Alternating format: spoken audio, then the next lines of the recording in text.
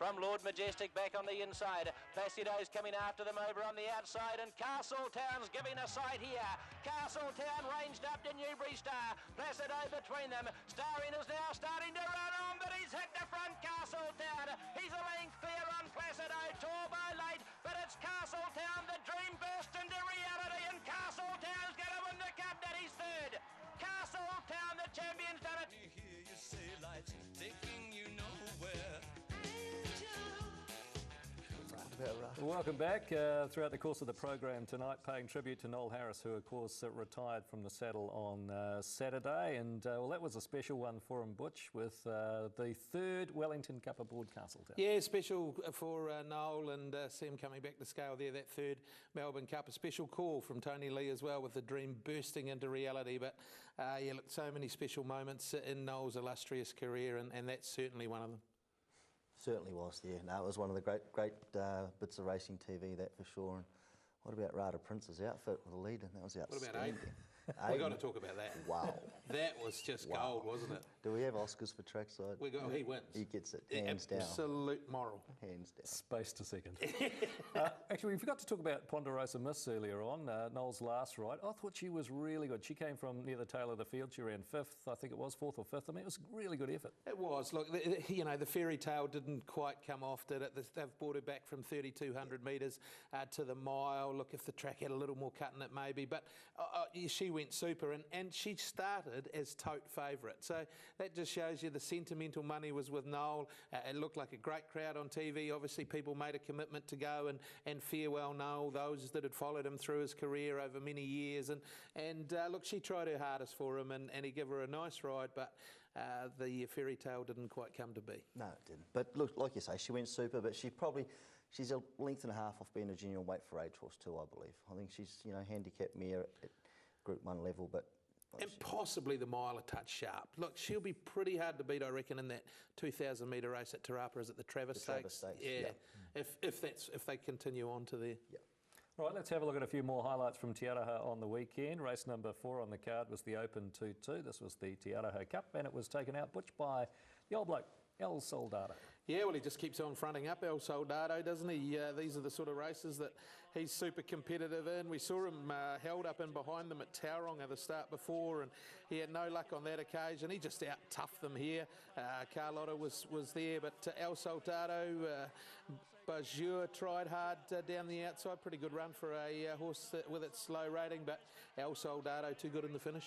Yeah, he was desperately unlucky last start, wasn't he? He had a shining light all over him for this start. Like you say, look, it was an average field, 2 lengths covering the whole field. I would imagine it'd be a poor form race, but you can only win, and he's in...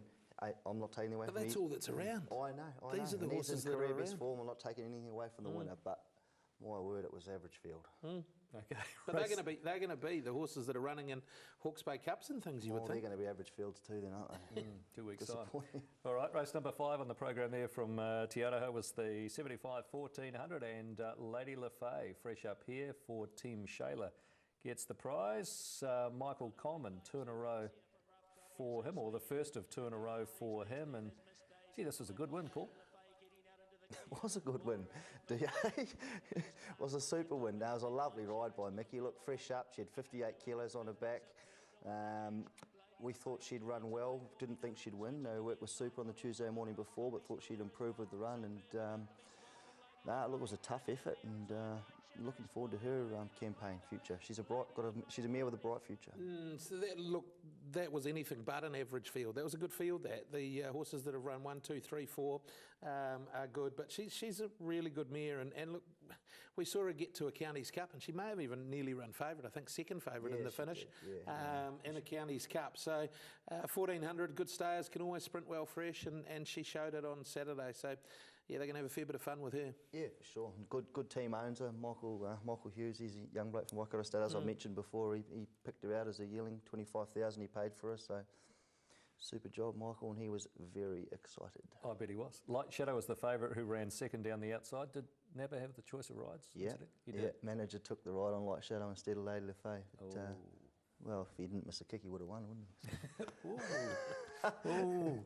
All right, let's move on. Race number 6, the 85 1200. This is where Michael Coleman did get his second win in a row aboard the Ken and Bev Kelso trained Irish Moon. And again, she was pretty good, Butch. She's fashioned a pretty good record this prep. Yeah, patience has been rewarded here. They've looked after this horse and given time, and the time's been rewarded. Costa Viva just blew out the last bit. Look, she's run up to win the race, and she's just conditioned. It's told out the horse that's carrying weight, though, to be fair, the inside horse. Irish Moon's fought back. Good to see Costa Viva back in some sort of form, though, Paul, because she was a high-class filly. She was New Zealand Filly of the Year, and like she hasn't raced since the 12th of November last year, so she peaked on a run for sure, but she'll be one to follow. It was an outstanding run. But the winner, like you said, had 59 kilos, won 3 in a row now, and ran 108 and last 635.12, slick times all day really.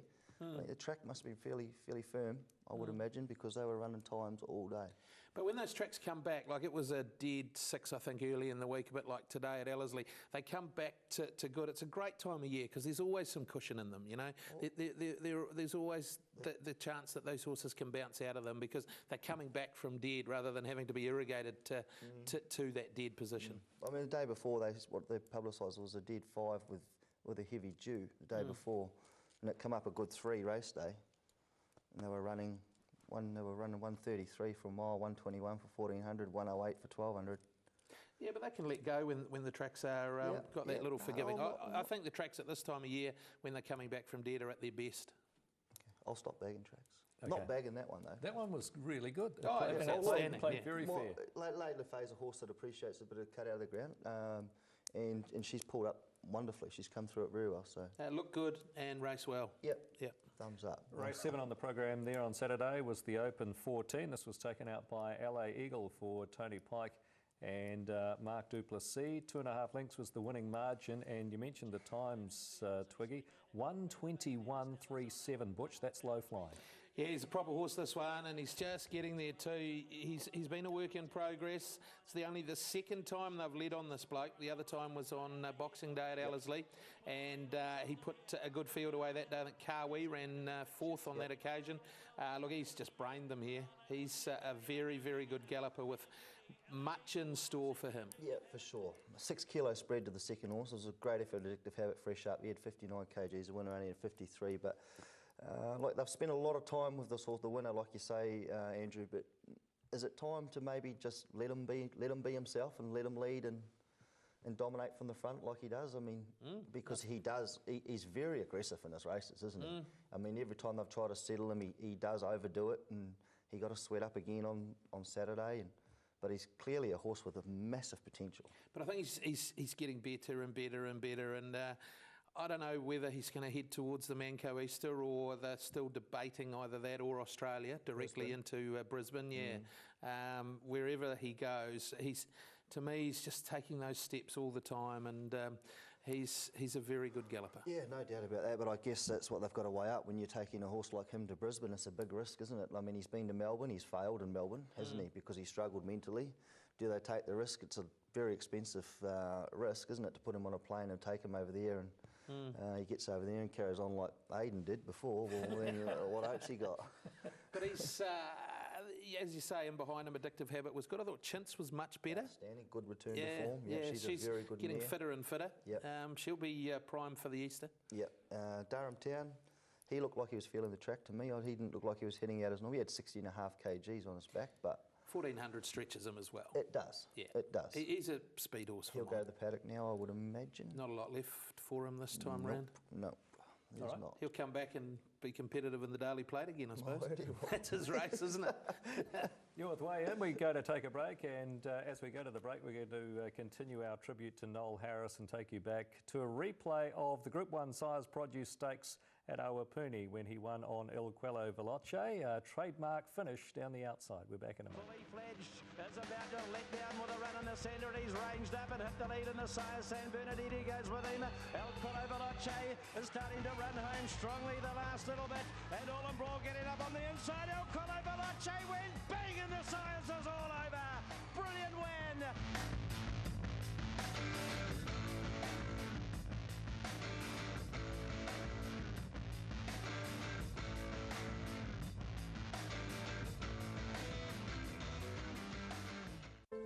exceptional product. Raised in the finest environment. Brought to you by a world-class team where attention to detail, service, integrity and quality are second to none. It is where future champions are revealed and expectations are exceeded. It is where winning begins. New Zealand Bloodstock.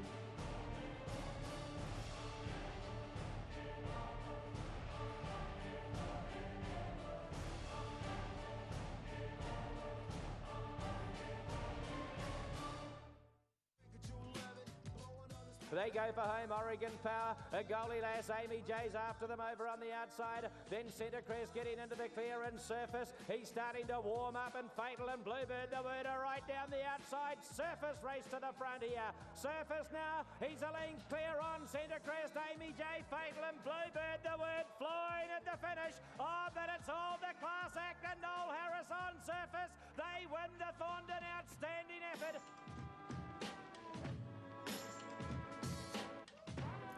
NGH winning another Group 1 on the Noel Eels train Surface there in the Thorndon Mile, and again, brilliant. Simply amazing. She's just canted up to them. Just doing pace work exactly. at the 200.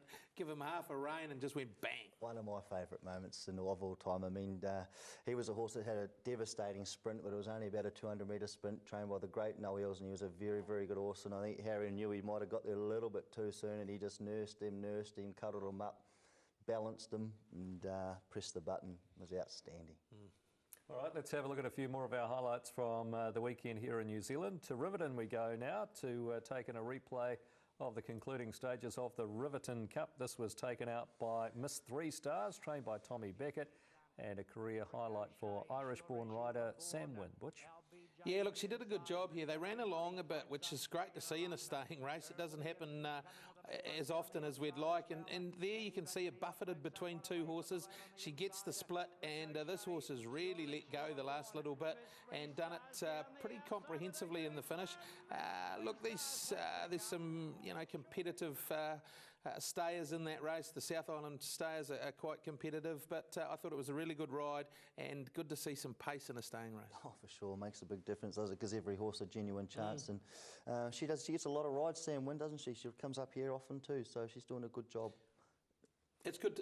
She's someone that Kevin Myers has used Correct. down there as well, and you always take notice of that when Kevin goes down there and picks up one of those apprentices on the way through, and you think, well, he's sat at home and he's watched and he can see something, and bang, and then you follow them and they tend to go on with it. Yep, they do. They do. Talked about Forsman Baker having such a great season so far. What about KT Myers? I think he's up to 55 for the season now. I mean, he's flying. Third on the premiership, I think he is. Yeah, so. he just floats along under the radar there, doesn't he? No, he just goes unnoticed and chipping away, getting his pennies. There'll be a few jumpers coming up too, I would imagine. They said he had truckloads of them at the Castle Point beach races, I think, the other day, didn't he? Beside his truckloads of money. Yeah, indeed. It's not how much you earn, it's how much you save, he says.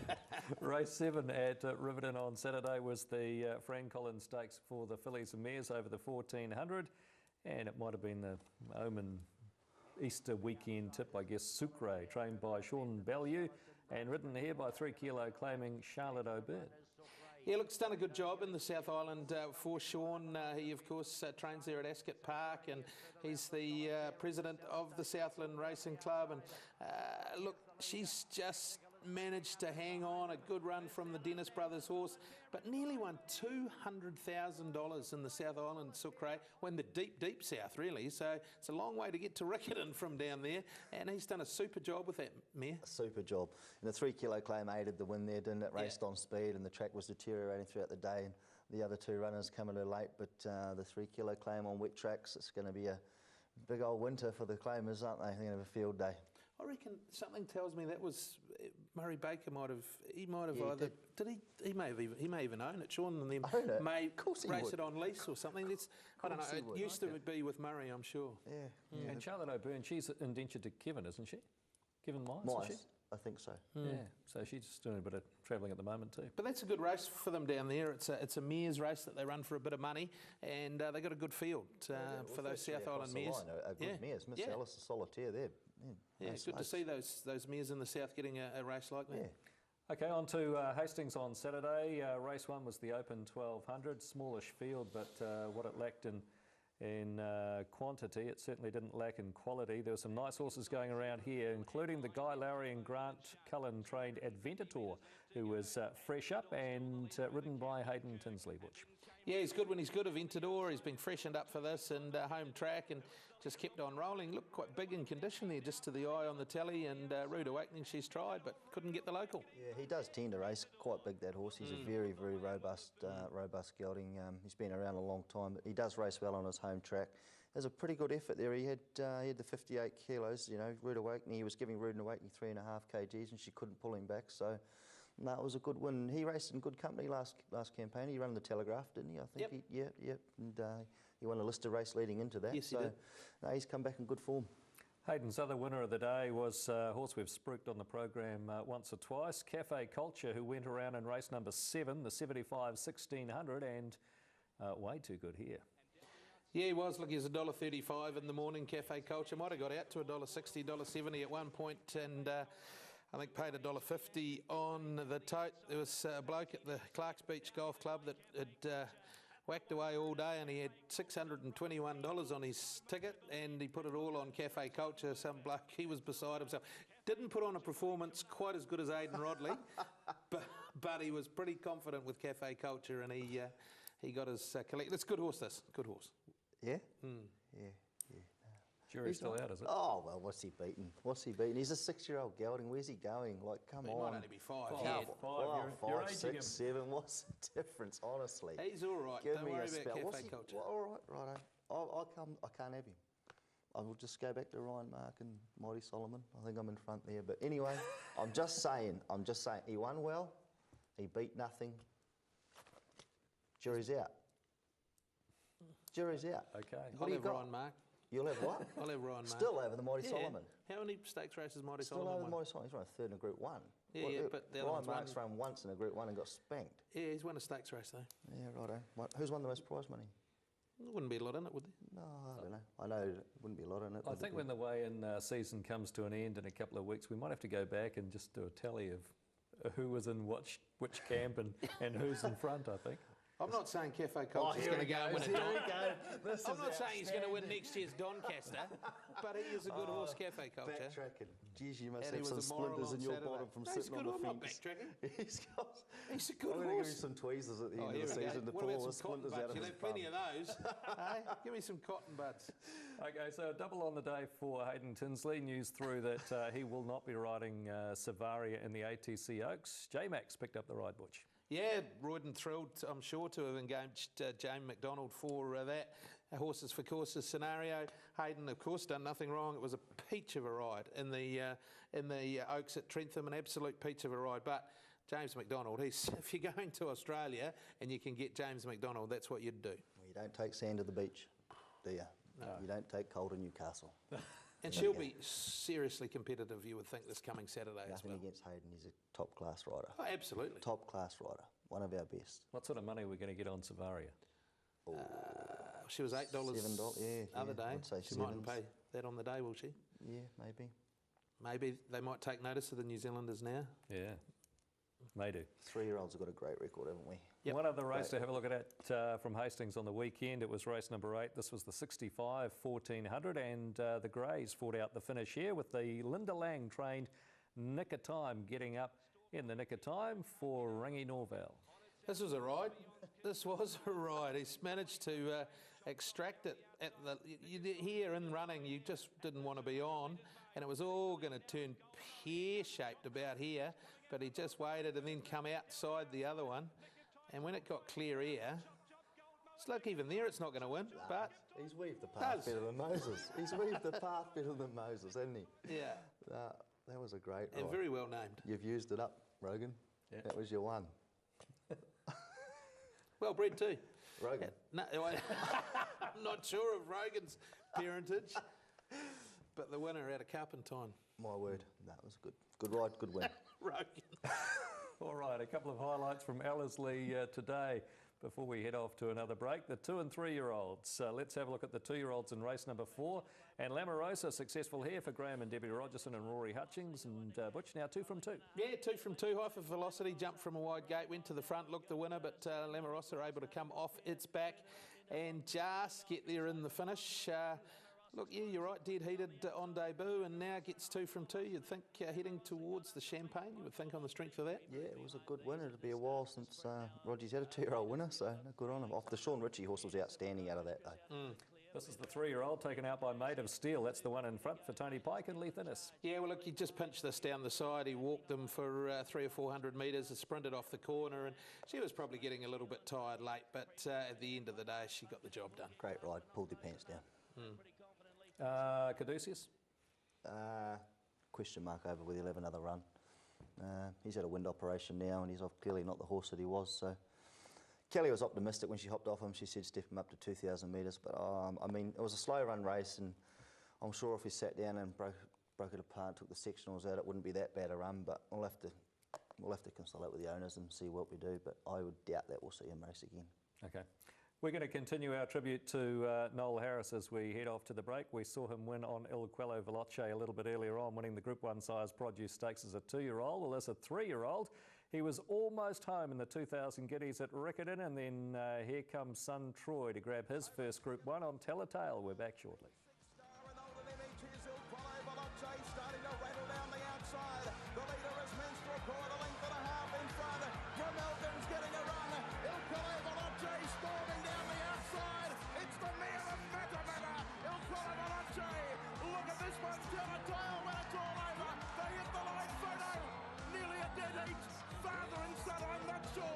I'm not sure about this. Maybe Troy. He might have got up with Telltale. He might have beaten Dad. No, it's a desperately close finish.